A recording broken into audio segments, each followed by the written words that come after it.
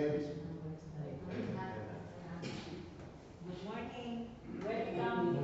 Welcome to the pre-bidding conference for the procurement of one infrastructure project. So please confirm your attendance as I call your name. For the BAC, our BAC Chairman, Engineer Roy Alviso. BAC Vice Chairman, Engineer James Lawrence Reyes. Present. For the BAC members, Engineer Mencho B. Motimayor. Present. Engineer Mamital Ahmed. Present. Ms. Shari Ann Guerrero. Present. For the PWG, Engineer Jeffrey Estrada. Present. Engineer Rosario Borumba. Engineer Arlon Estigliore. Engineer Carmelo Iscaman. Present. And yours truly, Anchalo Lo. For the back secretariat, we have Engineer Lalaine Causig. Present. Ms. Jinky Abelgas. Present. And Ms. Sharon Manaya. Present. For the bidders to sign the attendance, we only have Cindy Garcia from January bidder. So I will give the floor to our back Vice Chairman, Engineer Reyes. Good morning. Good morning. Welcome to our pre-bidding conference. Today we have one project to be discussed. For a discussion of project details, including equipment requirements and preparation of the bidding documents, I will give the floor to Engineer Jeffrey B. Strand. For contract ID 25SG0195, Cluster A, Convergence and Special Support Program, Rainwater Collector System, Construction Rainwater Collection System RWCS. Number 1, Bakay Elementary School, Barangay Bakay, Lingalia, Cebu. Number 2, Lingalia Central Elementary School, Barangay Poblacion, Ward 1, Lingalia, Cebu. Tungkil, Barangay Gold, Barangay Tungkil, Lingalia, Cebu. Number 4, Tungkil Elementary School, Barangay Tungkil, Lingalia, Cebu. Number 5, Tungkok Elementary School, Barangay Tungkok, Lingalia, Cebu. Number 6, Bito Elementary School, Barangay Bito, Lingalia, Cebu. Number 7, Sipok Central Elementary School, Barangay Tinaan, Naga City, Cebu. Number 8, Langtad Elementary School, Barangay Langtad, Naga City, Cebu. Number 9, Naga National High School, Junior High School, Barangay Central Poblacion, Naga City, Cebu. Number 10, Naga National High School, Senior High, Barangay Central Poblacion, Naga City, Cebu. Number 11, Naga Central Elementary School, Barangay Central Poblacion, Naga City, Cebu. Number 12, MPC Colon Integrated School, Barangay Colon, Naga City, Cebu. Number 13, Tuyan Central Elementary School, Barangay Tuyan, Naga City, Cebu. I think works to be done. Under Part B, under general requirements, B.I 1, cycle 2 each, B.71, optional secretarial, 1 lump sum, B.91, decision, lump sum. Under Part C, reports, 804 gravel hill, 5.32 cubic meter. Under Part D, plain reinforced concrete works, 901 C2, structural concrete putty, sand slab, and class A cubic days, 18.56 cubic meter, 9021A, reinforcing steel before grade 40, 1,353.55 kilograms, 9032, formworks and force work, 235 square meter. Under Part A, finishing other civil works, 1,019, storm drainage and downspout, 1 lump sum. 1,002 to 24 cold water lines, 1 lump sum. 1,013 2C, fabricated metal roofing facility gates, 24.701 mm gutters, 108 linear meter. 10473A, metal structure accessories bolts, 208 each. 10475A, metal structure accessories steel plates, 207.37 kilograms, 120198. Overhead plants, stainless, gloves, under minimum major equipment requirements. Plate compactor, 5 horsepower, 1 bagger mixer, 4 to 6 cubic feet, minimum 1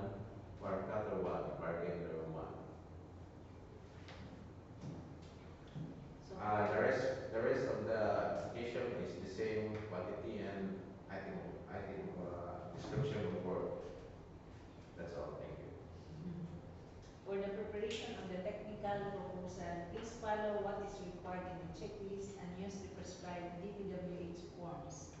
Use A4 size bond paper and use blue pen in signing all the pages of the document. All pages must be pre-deleted and with tabbing. Submitting documents which are only photocopies of the original document should be stamped certified true copies. Please take note of the two envelope system. There should be a separate envelope for the technical proposal and another separate envelope containing the financial proposal. Please submit two original technical and financial proposal. Again, I would like to reiterate that bidders are required to incorporate in their technical component the bidding documents as part of their bid proposal. And in connection with memorandum dated September 26, 2024, regarding the additional documentary requirement for biddings, bidders are requested to include in the technical component the duly accomplished BIR form number 2303. Please take note that it is not indicated in the checklist, but it's an additional requirement. For the key personnel, please attach supporting documents such as PRC ID, Materials Engineer Certificate of Accreditation, and the Certificate of the Construction Safety and Health Officer, and check the validity of the PRC ID and ME certificate. For the list of equipment pledged to the contract, please follow what is required in the bid data sheet. Refer to the list of material testing equipment in compliance with DO11 series of 2017, inclusion of the minimum materials equipment in the technical component of the bid. And don't forget to attach proof of ownership or contract of lease for equipment under lease agreement. Please be informed of the additional project requirement, which includes the affidavit of site inspection as stated in the bid data sheet. Interested bidders are also required to submit a letter to this office requesting for site validation. Please be reminded of the mandatory submission of the TIJEP Certificate of Platinum Registration and the use of the revised forms for the following: Omnibus Zone Statement, bid form, and bid security declaration. For the financial proposal, please follow the DPWH prescribed format for the bill of quantities. And in the unit cost, please consider two decimal places only. The total amount must be computed as unit cost multiplied by the quantity equals the total amount. Observe proper sealing of the bid proposal, and bidders who purchase bidding documents must drop their bids on time. And please don't be late.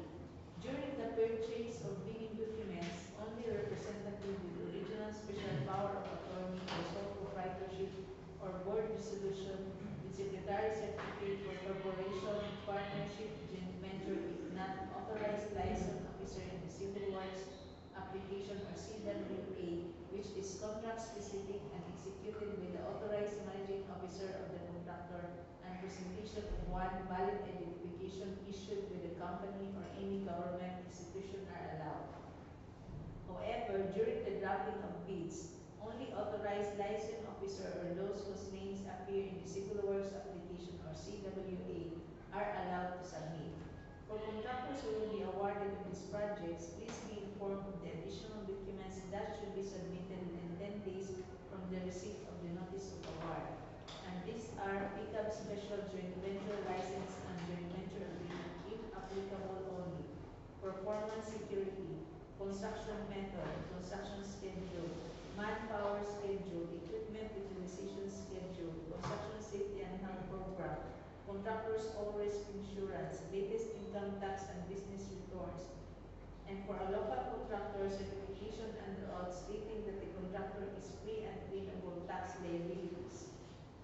Bidders are also reminded of the following department issuances: DO 127 series of 2018 strict application of RA 9184 in the conduct of post-qualification of bidders with delayed ongoing contracts with DPWH. DO 28 series of 2024 three-strike policy in the procurement of infrastructure, goods, and consulting services contracts. Memorandum dated June 14, 2024, implementation of assigning accredited contractors and consultants project engineers. DO number 110 series of 2024, implementation of ISO 9001 2015 certification requirement for large A, medium B, and medium E contractors in the procurement of infrastructure projects of the department. This as part of the project requirements in the bidding documents for infrastructure projects only. So for large A with more than 300 million but less than 450 million, effectivity will be on January 1, 2025. For medium B with more than 150 million but less than 300 million, effectivity will be on July 1, 2025. And for medium A with allowable range of contract cost more than 30 million but less than 150 million, effectivity will be on January 1, 2026. And DO241 series of 2024 guidelines on the processing, approval, and reporting system of construction safety and health program or CSHP for DPWH infrastructure projects. That's all. The schedule of key procurement activities for this contract, issuance, downloading bidding of documents, April 8 to April 28, 2025.